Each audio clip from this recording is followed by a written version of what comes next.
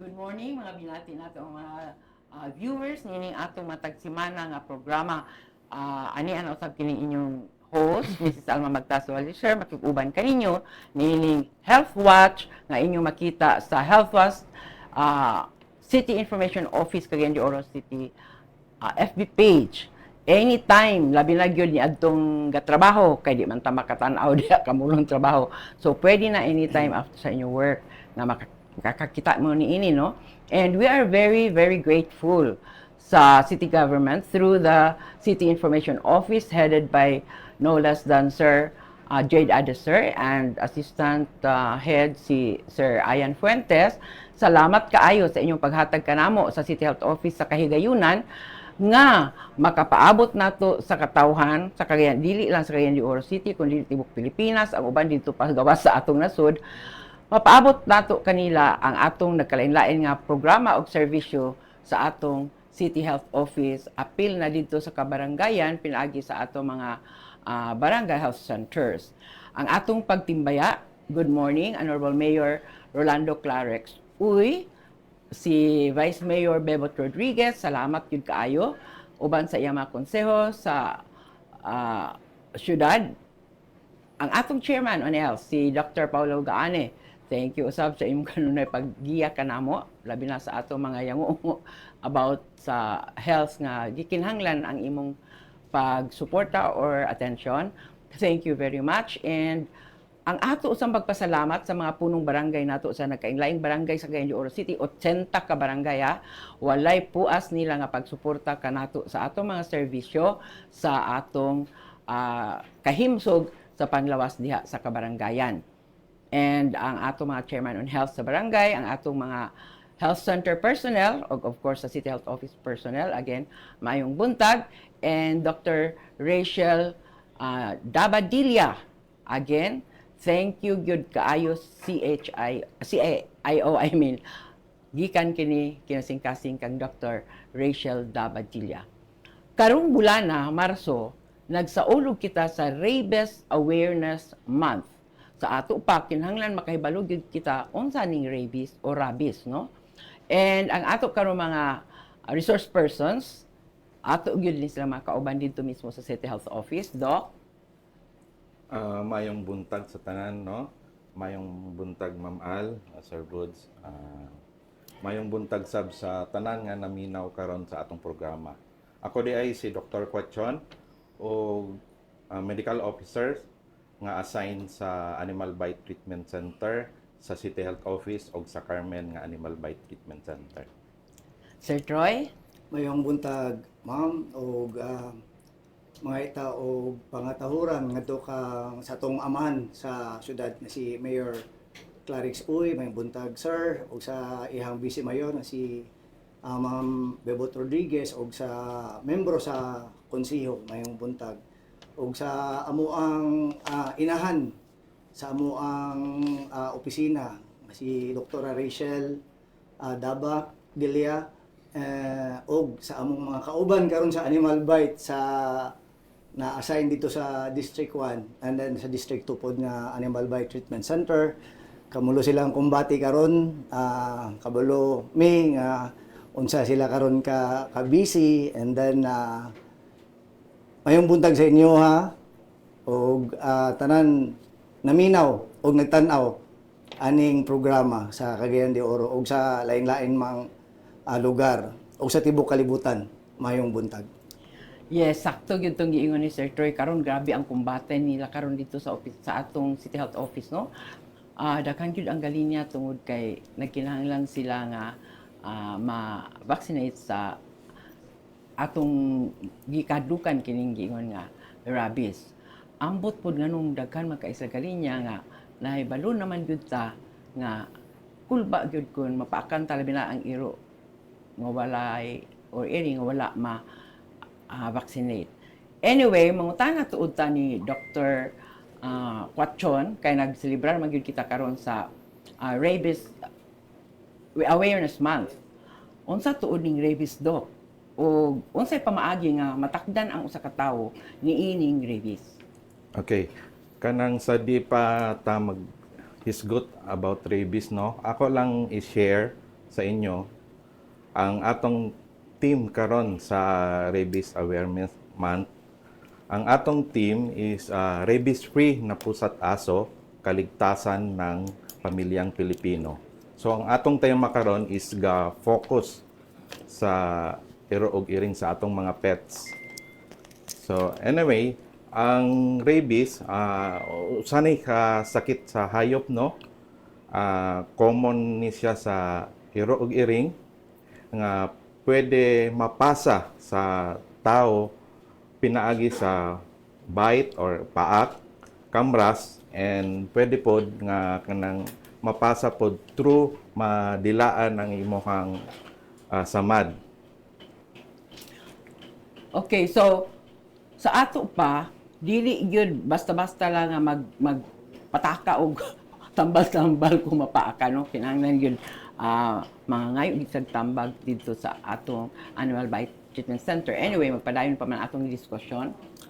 Okay, so Sir Troy, unsa yung mga if ever napaakan na ka, unsa may mga signs and symptoms na atong makita sa tao nga napaakan sa infected nga animal? So kani siya crucial kay nga pangutana no unsa ang simptomas. Ang rabies day tuod pahibalo lang sa inyohan tanan. Diferensya sa uban sakit, no? Si rabies once mag-symptoms na 100% gina siya fatal. No, sir? So once nga mag-symptomas na akong balikon ako, 100% na gina siya fatal, pasabot dili na siya matabang.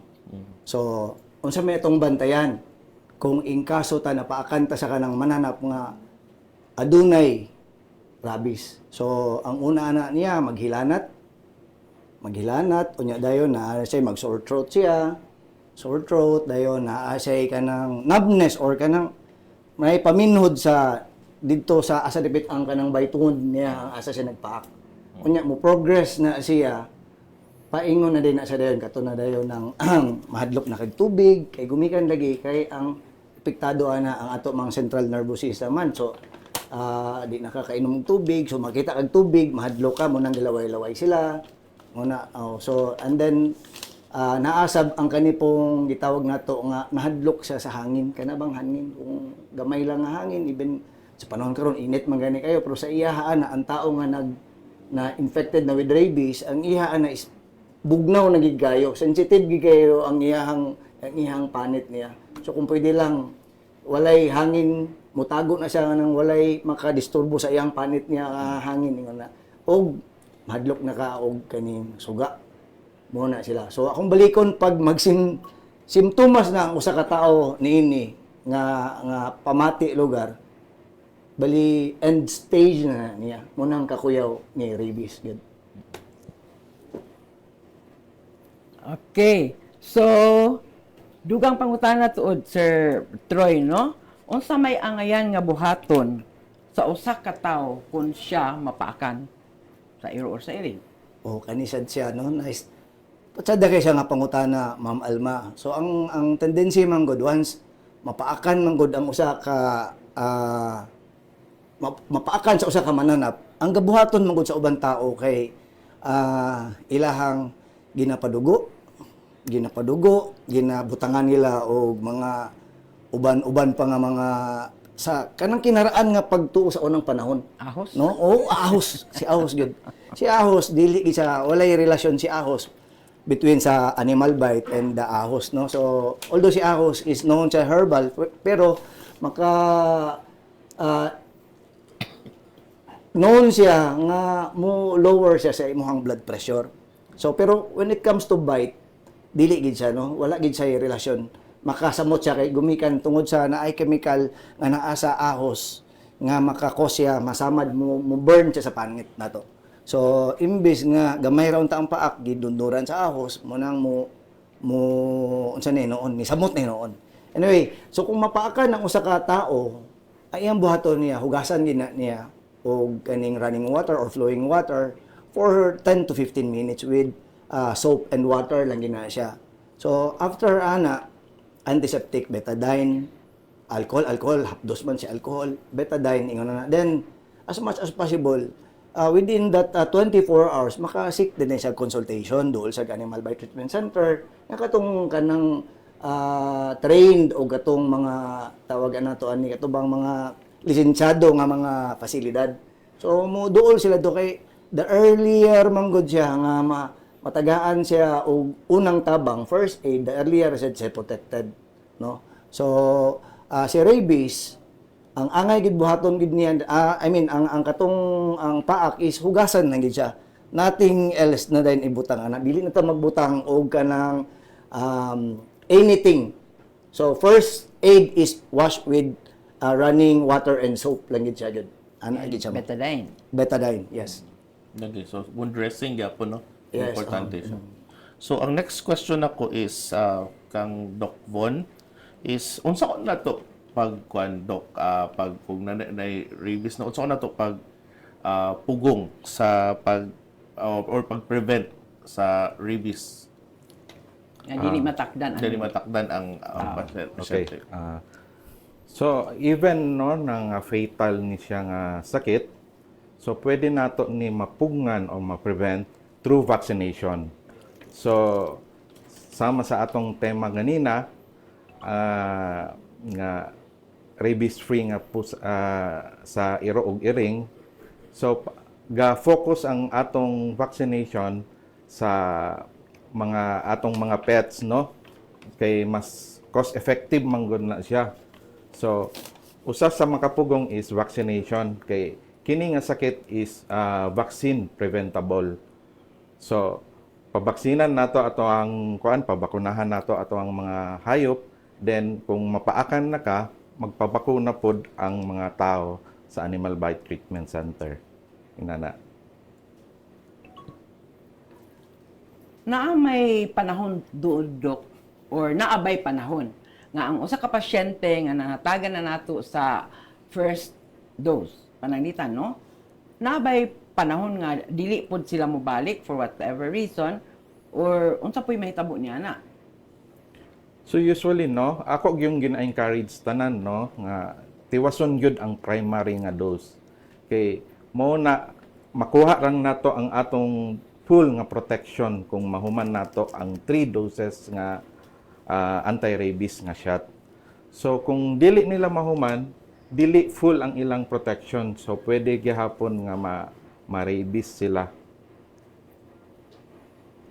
Okay. So unsa may natubag naman to ni Sir Troy kaganina man good katong pangutana unta nato karon kung katong mga patuo-tuo bitaw nga pamaagi sa pagtambal pagkahuman nga mapaakan, no?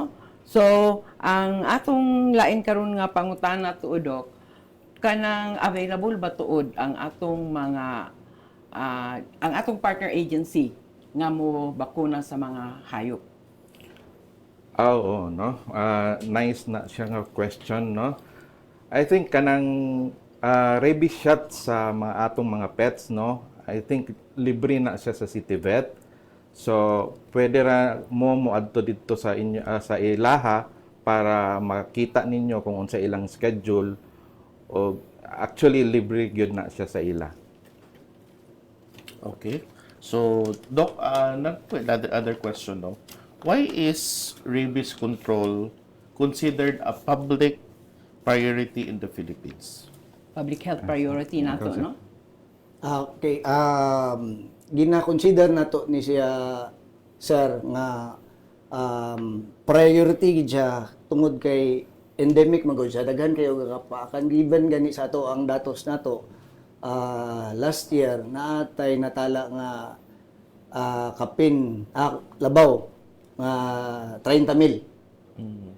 30,000 na siya ang nangapaakan nato na, no. So ang kani nga datos naa ani sulod.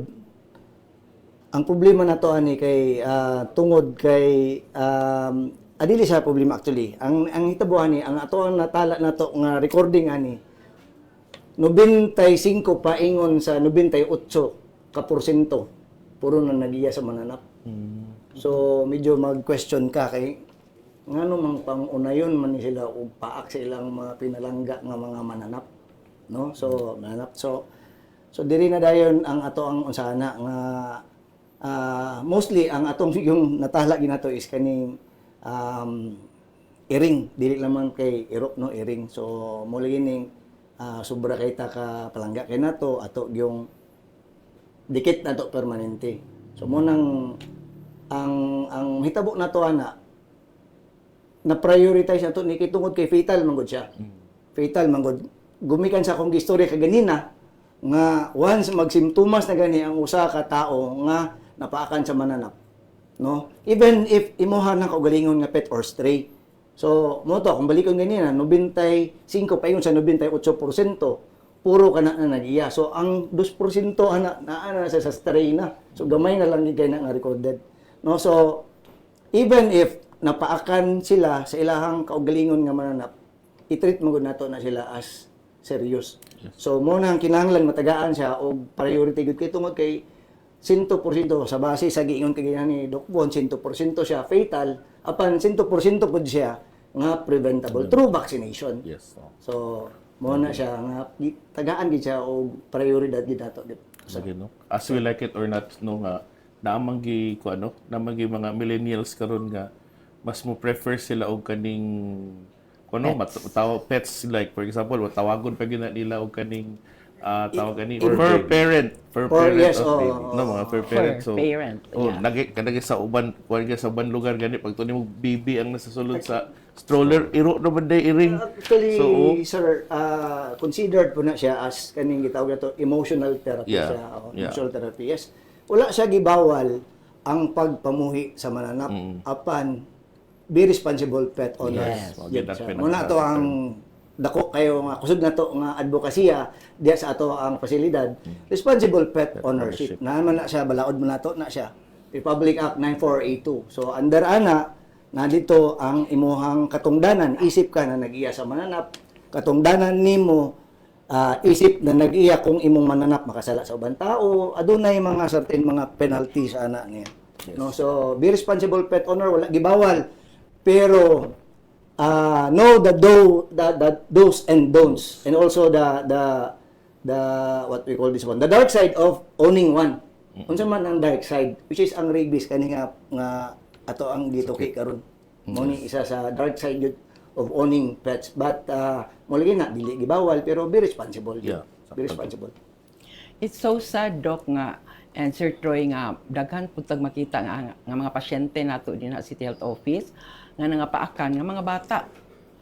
Siguro ilan ang gakos-gakuson, dapit gyud sa naong nila ilang kalukan. So, parents be very careful. And also, we are discouraging kana pong pagbahog bitaw sa mga stray animals Yes, ma'am. diha sa kadalanan.